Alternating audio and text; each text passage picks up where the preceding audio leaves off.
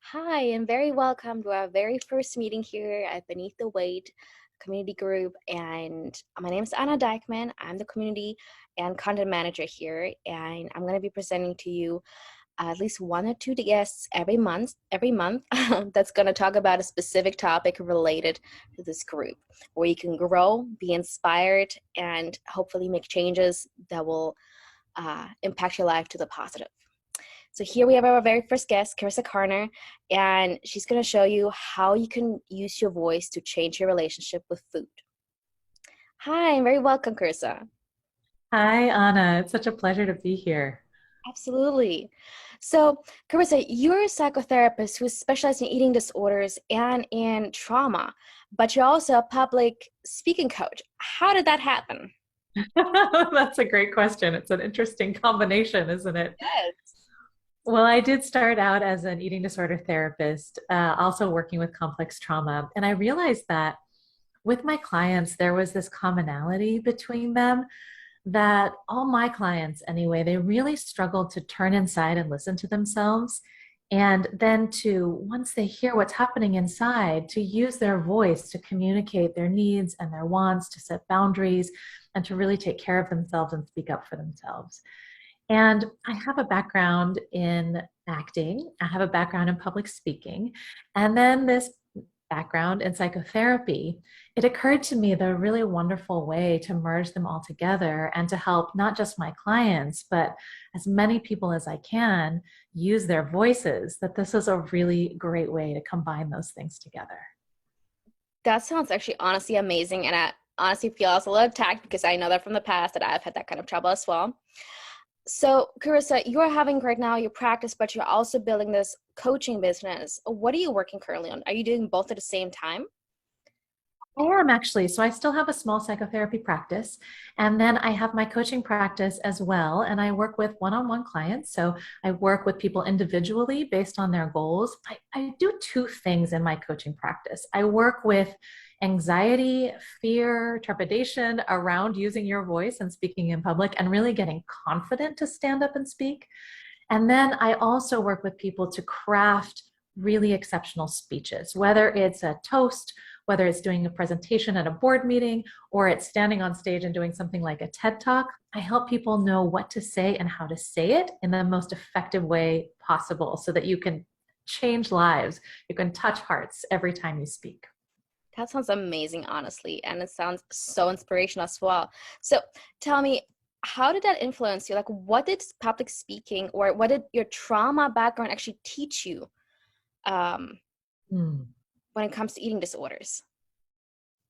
Yeah, this is a really important question because so back when I was saying that I noticed that with my clients that there was this kind of this through line for all of my clients that they had a hard time looking inside and using their voices.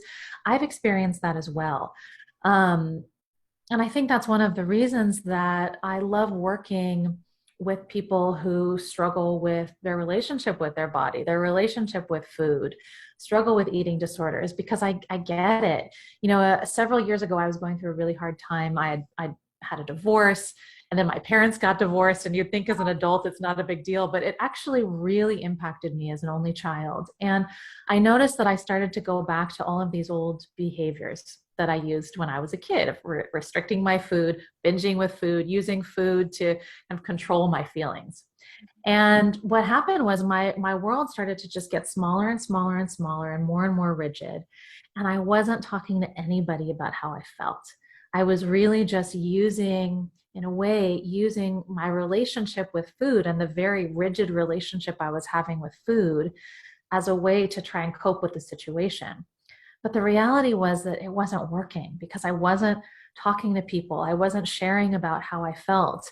I was very alone and I just felt more and more lonely. And thank goodness around that time I went to therapy school. I was getting my master's degree in psychotherapy. And so I was in all these classes, and the teachers, of course, were saying, write a paper about your feelings. Tell me about your childhood. I was in these groups where we had to talk about how we felt. We had to look at how we felt. And my world started to open back up again. And looking back, I can realize that it was because I started using my voice. that, if you want to be heard, you have to use your voice, you have to speak up. And that's how you can, and I can, we can really show up for ourselves. Yeah, absolutely. I definitely know from my own experience that it's hard opening yourself up and talking about your feelings, and especially if it's, a painful experience. So, Yeah. how do you help people, open up and use their voice to better themselves? Hmm. Well, I help people in a few ways, and it's different if I'm looking at helping people in therapy versus helping people with coaching. But one of the things that I love to do in the therapy room is really help people to, like, when I say turn inside, noticing when something's coming up for you, whether it's an emotion or if it's a behavior, that you're turning to food in a way that doesn't feel good to you, or there's something about your relationship with food that you're wanting to change, rather than trying to squash it down and throw it away, that to get really curious. So to look inside and think, what's happening here? Why is there a part of me that's turning to this food right now? Not that the food is bad or the behavior is bad, but there's a part of me that's needing something. And so to take a pause and breathe and get curious about that part of yourself, and then to kind of give it a voice, to listen what that part of you is wanting and needing, and then to have the courage to step in and take care of that part, to speak up for that part of you. So that's one of the ways that I help people find their voice. And then another way when it comes to coaching is really to stand on stage and tell your story, to stand in front of people and be yourself. I realize, so I spent my life hiding in a lot of ways. And even though as you know, Anna, but your listeners don't know, I have a background in acting. And I was a really shy kid. I found acting and I thought, oh, this is really cool. I can be on stage and be in front of people, but I was still hiding behind this role of somebody else. And then I became a psychotherapist, and then I was hiding in the therapy room because, when you're a therapist, you don't talk about yourself. It's all about the other person. Um, so I spent all these ways kind of hiding behind something. And then I really discovered public speaking. I started something called Toastmasters, which, if you've heard of it or if you haven't heard of it, it is a group where people go, and it's all over the world, and you go and you practice public speaking. And it's a really supportive, warm group where you really practice these skills. Well, I went to Toastmasters and I realized I don't know how to be myself in front of people. And it was really through coming to Toastmasters, doing more public speaking, even doing my TEDx talk, that I started to get more and more comfortable with being myself in front of other people, to let myself be seen, to share my story, to share who I was. And that process has really been transformative. It's been very healing to have that practice of letting people in, letting people see me by using my voice. Yeah, that sounds definitely great. And I can definitely hear that it basically comes down to just being yourself and being open about it, and letting it in, or letting it out in that case. Exactly. Letting it in and letting it out. Letting in that energy from other people and the care from other people, and letting out sharing, using your voice to share about yourself. That's exactly it. So I remember you did also mention that you were in a TED Talk, and if I remember right, it was about how you can be your own best friend. Would you also recommend that in this kind of setting where people can use their own voice to overcome or to better their relationship with food? I really do. I really do. I love that you brought that up, because that's what it's all about. Even when I was talking about before about getting to know a part of you, that's what being your own best friend is instead of being critical or hating parts of you or being angry with parts of you, to really befriend those parts and then to share about it. We can do all kinds of inner work kind of on our own in our own little space, but it's really when you come out and you use your voice and you share with a friend, with a therapist, you stand on stage and share your story, you go to a support group and use your voice, talk about your feelings. That's when the real healing begins. Absolutely, I can definitely see that, and especially, most of the time we're treating our own friends so well. Usually, we're so understanding and compassionate and empathetic to their struggles, but when it comes to ourselves, we're most of the time our hardest critiques and our literally our worst friend. Honestly, the type of friend we would actually never keep around. But it's funny that we are ending up, to be our own worst friend. Oh, it's so true. Yeah, we're like our own frenemy. Yeah, We're our seriously. own worst frenemy. Yeah.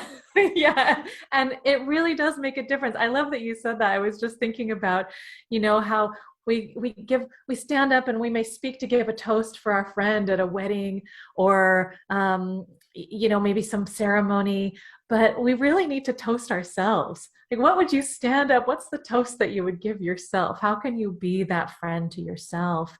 And listen to yourself and then speak up for yourself.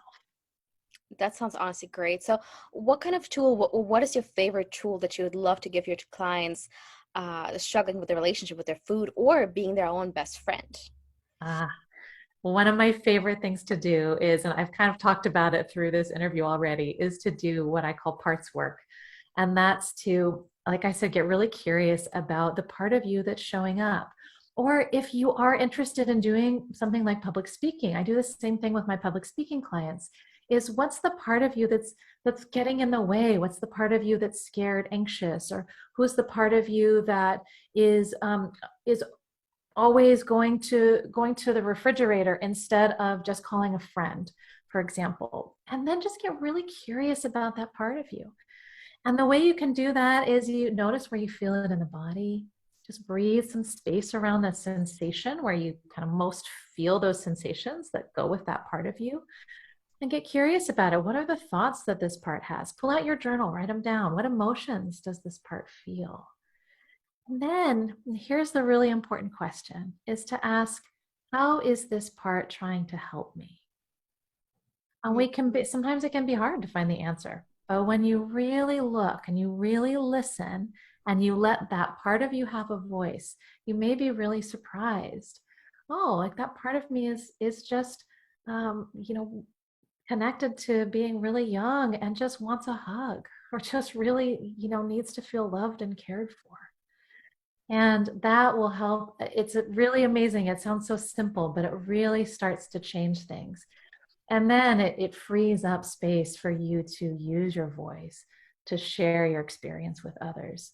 And those two things together, I think, are one of the most profound ways that you can heal. That sounds so great, honestly. So you gave us so much value on how we can marry our own voice with our relationship with food, or also improve our relationship with food. Where can people find you if they have more questions or if they just want to check you out? Where they can. Mm. Well, my coaching website is fearlessspeak.com. Fearlessspeak.com. It kind of looks funny when you type it out because there's three S's in a row right in the middle. And I have a free guide there. It's fearlessspeak.com/speak. A lot of speaking in there. Fearlessspeak.com/speak. And there's a free guide you can download about 3 steps to fearless speaking.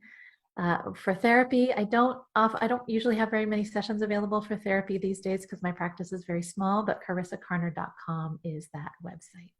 You can Perfect. find it there too. Thank you so much, Carissa.